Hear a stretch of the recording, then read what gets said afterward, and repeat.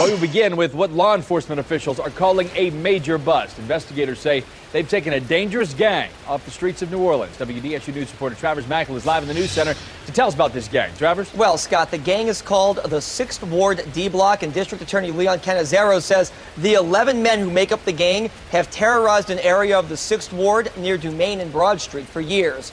Right now, 10 men are in custody.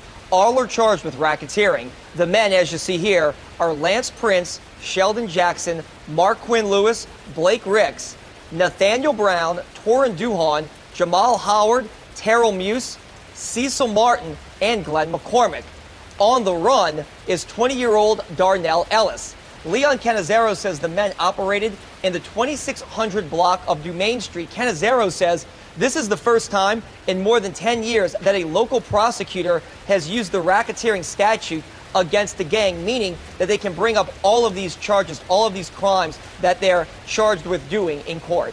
What kind of crimes are the gang members accused of? Well, mainly drug trafficking, Scott, but also armed robberies, attempted murder. The list is endless. You're talking 11 people here. Canizero was quick to point out that 7 of these guys already have violent criminal past and criminal records.